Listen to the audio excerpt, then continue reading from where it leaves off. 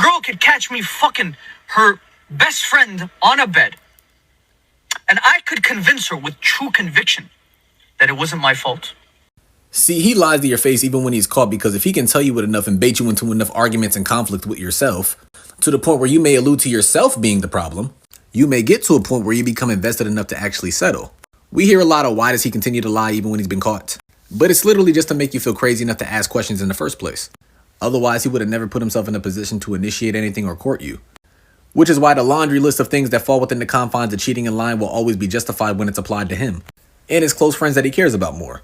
But no one else outside of that box of priorities can do what he does, in his world at least. When you enter his world, you are merely just a resident, not even a companion.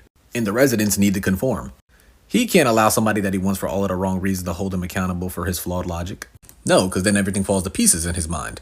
He can't let himself be in the same hot seat that he has you in, because then he may figure out that he has a flaw in his logic. And he can't have that, because then his plan is of no use. Looking for answers while already having them could be one of the biggest L's that you can take. Because you have to understand the place that your answer is coming from. Because you're seeking it from somebody whose tendency to lie has become a force of habit pertaining to you and a few select others. And they try to seek the women that need answers in front of their faces to leave, because it's an even balance to sustain when it comes to benefiting themselves. The more you begin to question yourself and your sanity, the more material you hand him for you to blame yourself.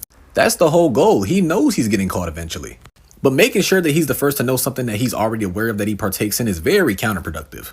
He's wary of himself. He's not oblivious. If he can mentally put you in a rabbit hole with the least amount of effort, it'll make his day. And he knows you care enough, and he knows there's more than enough willing participants to sacrifice. They recognize when you value your self-worth a lot less than the time you invested in him. They usually pursue that specific kind of woman.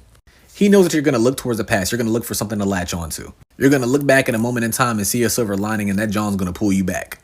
Every question is going to be answered dishonestly, but mainly dependent upon how much you've been able to tolerate up until this point.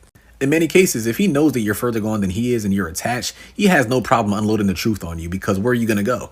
He would never be that honest unless he knows he has you more than you have him. But in the end, the majority of it is lies with the truth sprinkled around it to make it sound reasonable. Reasonably your fault for the most part. And even pieces of the truth is just regular human stuff, so it's never really that vast.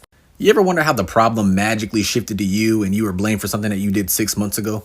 Well, their ego will never allow them to be in the face of shame or humiliation. It will inevitably become your responsibility for his choices, even though you were never in the vicinity in the first place. Just how they can't unsee you doing certain things that go against their boundaries, they can't unsee themselves apologizing to you. Like, they can apologize, but this is why a lot of them apologize, go ghost, and still come back trying to reconcile with you. In the late hours, they avoid responsibility and humility as much as they can. But what do you expect from a man that garnered 90% of his roster because the people on it potentially seen the good in him? He doesn't see greatness in himself when he's not invested in you. He's not there to grow. He sees stagnance just as much as you do. You just care substantially more.